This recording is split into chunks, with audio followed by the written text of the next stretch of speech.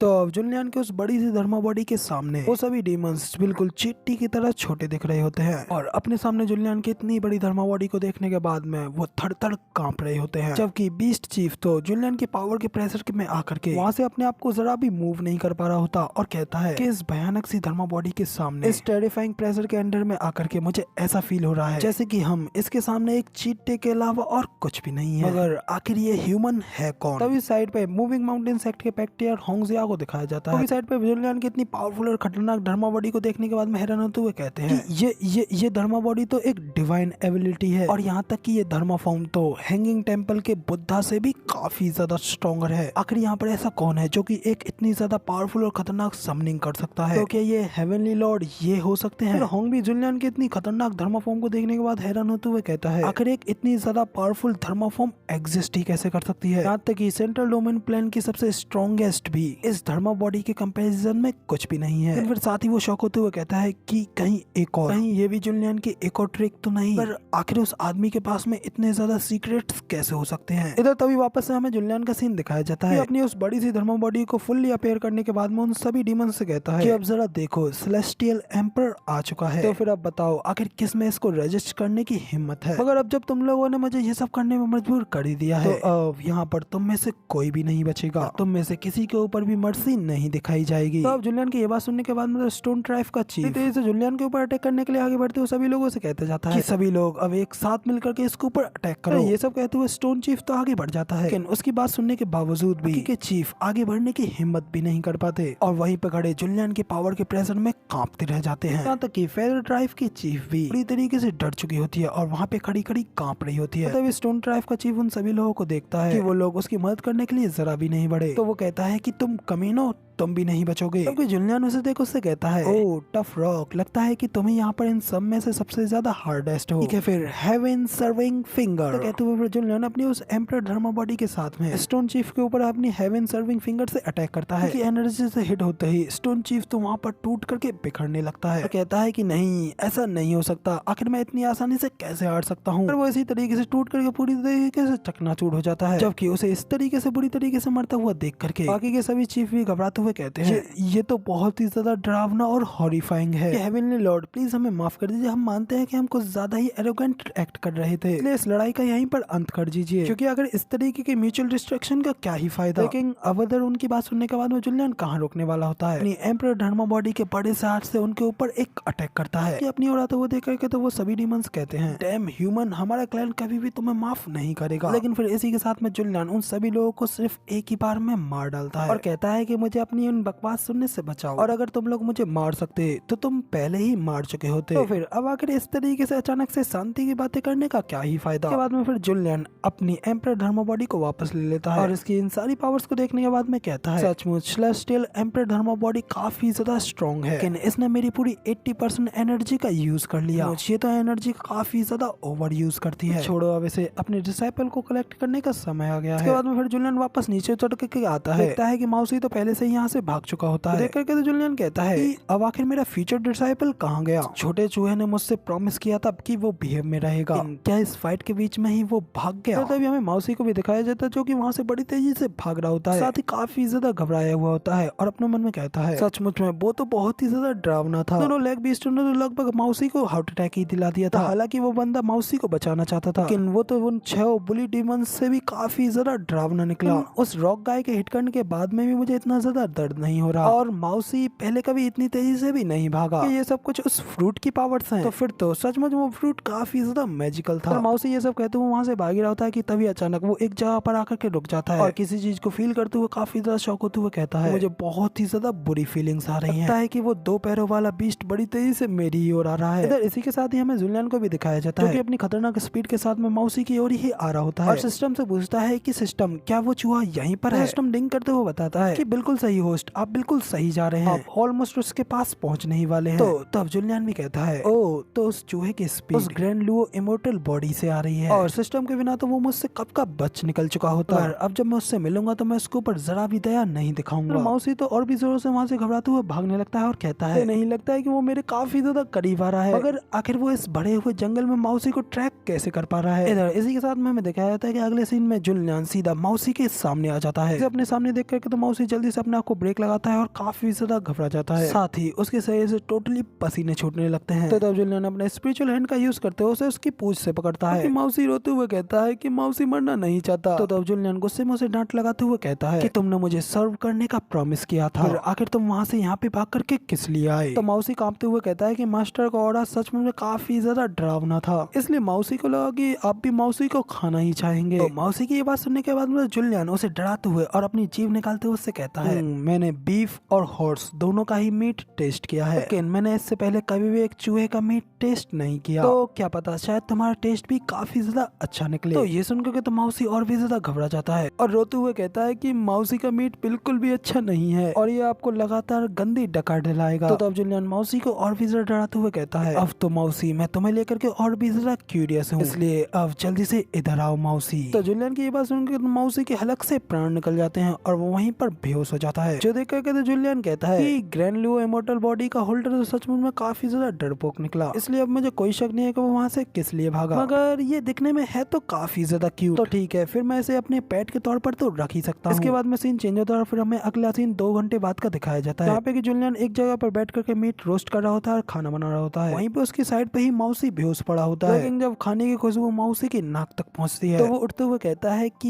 ये खुशबू तो सच में काफी ज्यादा अच्छी है, तो क्या इसका मतलब मौसी अभी तक जिंदा है। कहते हुए जब वो अपने सामने के उस खाने की कढ़ाई को देखता है तो वो फिर से काफी ज्यादा घबरा जाता है। कहता है कि ये बड़ा सा पॉट, क्या वो मुझे इसमें पकाने वाला है। इतना कहते हुए मौसी डरता हुआ पीछे की ओर हटने लगता है। तो जब जुलियन भी उसे देख उससे कहता है, इधर आओ, अब कोई भी यहाँ पर चूहे बिल्ली का खेल नहीं होगा। तो इसके बाद में फिर मौसी की नजर जुलियन के सामने ग्रिल हो रही मीट की ओर पड़ती है और फिर वहाँ पे जुलियन उसे भी खाने के लिए मीट देता है। कहता है कि पैथेटिक, ये लो और इसे खाओ। तो फिर इसके बाद में फिर जुलियन से उस मीट को लेने के बाद में और उसका टेस्ट लेने के बाद में तो मौसी काफी ज्यादा खुश हो जाता है। कहता है कि ये तो बहुत ही ज्यादा यम्मी चीज है, आखिर ये किस तरीके की मीट है, तो आज से पहले इससे ज्यादा टेस्टी मीट कभी नहीं खाई। तो जुलियन बताता है कि ये एक रैबिट की मीट है। तो ये सुनकर तो मौसी कहता है कि क्या एक बनी, मगर बनी तो काफी ज्यादा क्यूट होते हैं, तो फिर आखिर आप एक बनी को क्यों खाते हैं। तो फिर जुलियन फिर से मजाक करते हुए उससे कहता है कि तो फिर क्यों ना मौसी को ही खा करके देख लिया जाए। तो मौसी घबराते हुए कहता है कि नहीं नहीं, मौसी का टेस्ट सच में काफी ज्यादा खराब है, बनी को ही कहा, बनी ज्यादा अच्छा है। इसके बाद में फिर मौसी जुलियन से कहता है कि मास्टर क्या मौसी को थोड़ा और मीट मिल सकता है। जुलियन कहता है कि हाँ क्यों नहीं, लेकिन इसके बदले में मैं तुम्हारा मास्टर बनूंगा और तुम्हें टीच करूंगा, इसके लिए तुम्हें एग्री होना पड़ेगा। ये सुनकर तो मौसी हैरान होते हुए जुलियन से कहता है मौसी तो इस चीज के लिए बिल्कुल भी लायक नहीं है, और क्या ये चीज मौसी के लिए डेंजरस नहीं होगी। तो जब जुलियन उससे कहता है कि बकवास करना बंद करो, मेरे डिसाइपल हमेशा ही अच्छा खाते हैं और मैं हमेशा ही उनकी रक्षा करता हूँ, तो तुम चाहो तो इसके लिए एग्री हो सकते हो या फिर इसे छोड़ भी सकते हो। तो ये सुनकर तो मौसी काफी ज्यादा खुश होते हुए कहता है हाँ, मौसी को एक टीचर चाहिए और मौसी तो हमेशा से ही एक समर्थक को पसंद करता है। तो अब जुलियन उससे कहता है कि तो फिर ठीक है, अब तुम मेरे सामने प्रॉपर्ली तरीके से बाव करो। मौसी भी जुलियन के सामने ग्रीट करते हुए उससे कहती है, डिसाइपल बाई जियावी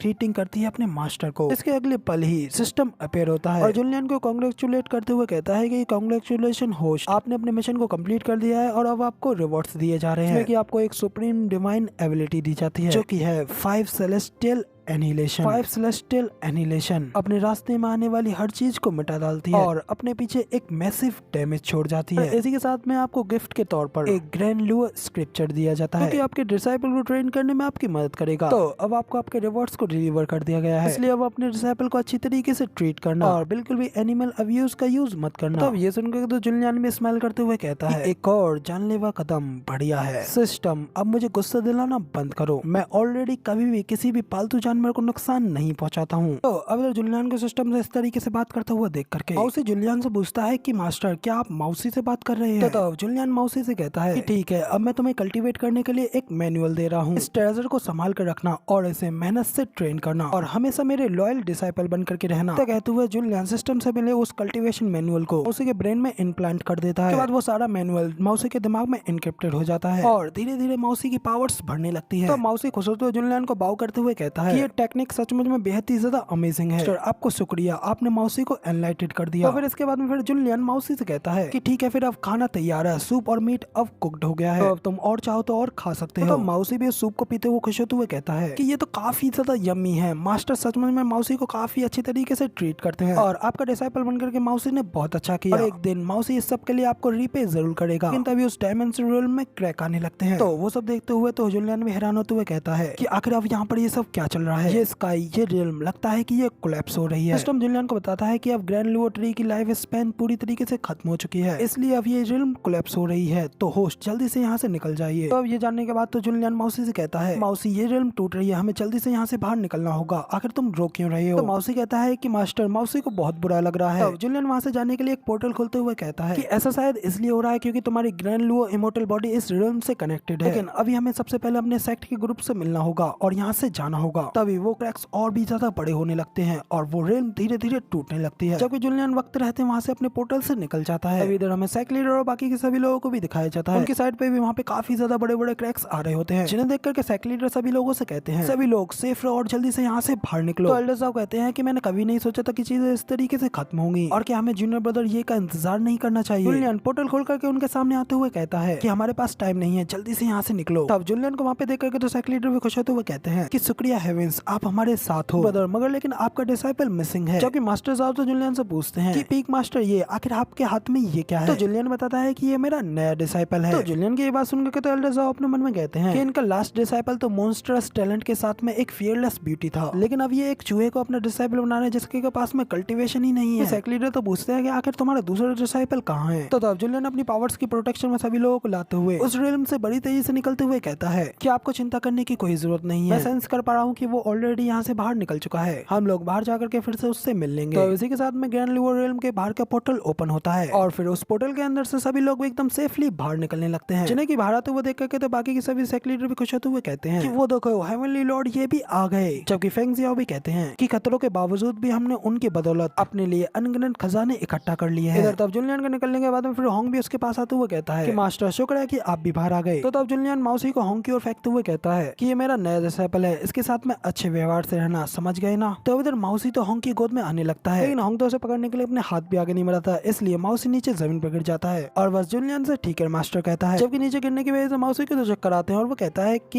ये कौन सी जगह है, अगर ये मौसी कहाँ गया? मगर तभी वहाँ पर एक और रेड कलर का बड़ा सा पोर्टल ओपन होने लगता है। तो उसे देख करके तो मौसी भी इमोशनल होते हुए कहता है कि मौसी के घर ये तो चला गया। लेकिन तभी वहाँ के प्रेशर की वजह से तेज हवाएं चलने लगती हैं और उस पोर्टल के अंदर से कई सारे बड़े बड़े बीस्ट्स बाहर निकलने लगते हैं और साथ ही उन सब से आगे होता है एक रेड कलर का डीमन, जो कि उस पोर्टल से बाहर निकलते हुए वहाँ की एनर्जी को सेंस करते हुए कहता है कि तो ये है बाहर की दुनिया, मगर लेकिन आखिर यहाँ की स्पिरिचुअल एनर्जी इतनी ज्यादा पतली क्यों है? तो इसके साथ में वो बड़ा सा स्नेक डीमन भी कहता है हूँ तो यहाँ पर 2 पैरों वाले ह्यूमन बीस्ट हैं, ये लोग तो सच में बेहद ही ज्यादा कमजोर हैं। तो साइड पे खड़ा राइनो बीस्ट भी कहता है कि अब हमें इसी माहौल में ढलना पड़ेगा, तो चलो सबसे पहले क्यों ना इस लैंड को अपना बना लें। तो एक फीमेल डीमन भी कहती है हाँ क्यों ना हम पहले इन ह्यूमंस को अपना स्लेव बना लें। तभी हमें दूर से वो सारी बीस्ट आर्मी को दिखाया जाता है जो कि उस पोर्टल से निकलते हुए उन सभी लोगों की ओर ही बढ़ रहे होते हैं। तो वहाँ पर उन सभी लोगों को देखते हुए तो सेक्ट लीडर भी घबराते हुए कहते हैं कि ये बिल्कुल भी अच्छा नहीं हो रहा है। उस रियल में रहने वाली सारी एंशिएंट स्पीसीज उस रियल के खत्म हो जाने के बाद में बाहर निकल रही हैं। उनमें 100 से भी ज्यादा तो नेशन सोल स्टेज पे हैं, जबकि दर्जनों बॉडी इंटीग्रेशन रियल पे लगता है कि अब हम काफी ज्यादा बड़ी परेशानी में फंस गए। कुंगलुआन रियल के पास में काउंटलेस रेसेस हैं और वहाँ उस स्टोन टैबलेट पर लिखा था कि ये सारी स्पीसीज ब्रह्मांड के पार से यहाँ लाई गई थी और वो यहाँ युगों से कल्टीवेट करते आ रहे हैं और एक साथ मिलकर के तो वो ईस्टर्न डोमेन के 5 सेक्टरों के खिलाफ भी खड़े हो सकते हैं। तो ये सुनकर कहते हैं एल्डर साहब हैरान होते हुए कहते हैं कि क्या हम लोग उनका मुकाबला भी कर सकते हैं? इससे तो बेहतर होगा कि हम लोग उनसे बातचीत करके कुछ नेगोशिएट कर लें। तो सेक्ट लीडर कहते हैं कि ये बिल्कुल इम्पॉसिबल है, वो सभी बिल्कुल बारबेरियंस की तरह हैं और अब जब हम लोगों ने उनके घर को डिस्ट्रॉय कर दिया है तो बदले के लिए वो इस पूरे वेस्टर्नलैंड को ही डिस्ट्रॉय कर देंगे, इसलिए अब इनसे बचने का कोई रास्ता नहीं है। तो तब बाकी के सभी लोग भी घबराते हुए कहते हैं कि क्या हम सचमुच में खत्म होने वाले हैं? तो फिर आखिर हमें क्या करना चाहिए? अभी मूविंग माउंटेन के पैट्रियार्क फेंग जियाओ कहते हैं कि आप सभी लोगों को डरने की कोई जरूरत नहीं है, हमारे पास में हेवनली लॉर्ड ये है और उनके यहाँ पर होते हुए हमें डरने की कोई जरूरत नहीं है। तो ये सुनकर तो बाकी के सभी लोग भी खुश होते हुए कहते हैं बिल्कुल सही, इन मॉन्स्टर का तो उनके सामने कोई मुकाबला नहीं और हेवनली लॉर्ड ये चाहे तो कुछ भी कर सकते हैं। तो तब होंग भी जुलियन को देखते हुए अपने मन में कहता है कि इतना ज्यादा कॉन्फिडेंस, क्या ये सच में इतने सारों को रोक सकता है? लेकिन जुलियन के सामने जो डिंग करते वेस्टर सिस्टम की ओर से एक मिशन आता है जिसमें उसे बताया जाता है कि होस्ट आपको लाउटियन के 1 लाख निवासियों को प्रोफाउंड हेवन सेक्ट में ज्वाइन कराना है, जिसके रिवॉर्ड के तौर पर आप जो चाहे आपको वो मिलेगा। तो सिस्टम की ये बात सुनकर तो जुलियन भी हैरान होते हुए कहता है कि सिस्टम क्या तुम मजाक कर रहे हो? उन सभी लोगों से एक साथ फाइट लड़ना ही काफी ज्यादा मुश्किल है, जबकि तुम तो उन्हें यहाँ पर रिक्रूट करने की बात कर रहे हो। सिस्टम डिंग करते हुए कहता है कि होस्ट अब तो ये आपको ही देखना पड़ेगा। तो तभी पोर्टल से निकले हमें सभी मॉन्स्टर्स को दिखाया जाता है, जबकि उन सभी के आगे एक विंग्स वाला मॉन्स्टर जुलियन से कहता है कि तो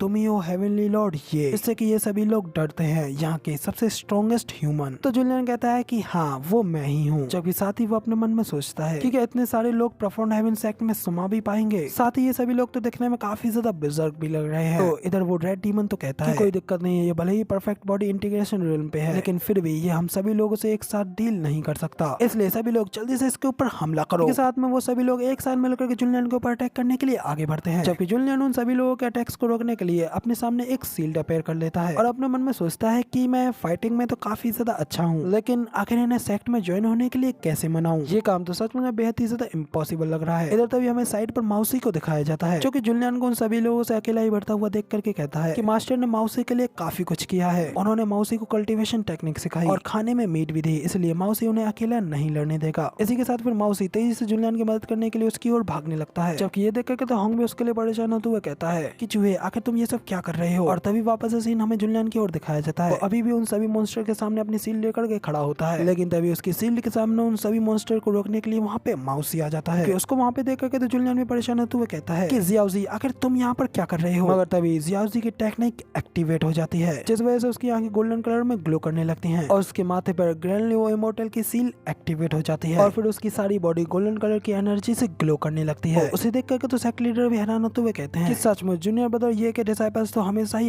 एक्स्ट्राऑर्डिनरी होते हैं, क्योंकि माउसी की बॉडी से निकलने ऑरा को देख करके तो होंग भी हैरान होते हुए कहता है कि ये ऑरा मुझे घुटने टेकने पर मजबूर कर रहा है। आखिर ये चूहा असलियत में है कौन। तभी बाकी के सभी मॉन्स्टर्स भी माउसी के ऑरे को देख हैरान होते हुए कहते हैं कि ये तो ग्रैंड लुओ ट्री का ऑरा है। तो फीमेल डीमन भी कहती है कि लगता है कि ग्रैंड लुओ ट्री ने अभी तक हमें अकेला नहीं छोड़ा। इसके बाद में फिर वो सभी मॉन्स्टर्स माउसी के सामने अपने घुटने टेक करके बैठ जाते हैं, उसके सामने झुकते हुए कहते हैं कि ग्रैंड ट्री प्लीज अपने सभी लोगों को गाइड कीजिए और अब हमें आगे का रास्ता दिखाइए। तो अब उन सभी मॉन्स्टर्स को इस तरीके से झुकता हुआ देख करके तो भी जुलियन के बारे में सोचते हुए अपने मन में कहता है ओ तो ये सारा प्लान तुम्हारा ही था, सचमुच तुम तो हमेशा ही सरप्राइजेस से भरे रहते हो। इधर जुलियन भी खुद माउसी को देख करके हैरान होते हुए अपने मन में कहता है कि तो क्या ग्रैंड लुओ फ्रूट कोई साधारण फ्रूट नहीं था, बल्कि वो तो उसके पुनर्जन्म का एक साधन था। और अब उसको खाने के बाद में माउसी को ग्रैंड लुओ इमोर्टल बॉडी मिल गई और साथ ही उस स्त्री की स्थायी इच्छा शक्ति भी। लेकिन अब वो इच्छा शक्ति खुद ब खुद जाग रही है और माउसी की बॉडी पर कब्जा करने की कोशिश कर रही है। तो अब ये सब कुछ देख करके जुलियन माउसी से पूछता है कि जियाओजी जवाब दो, क्या तुम ठीक हो।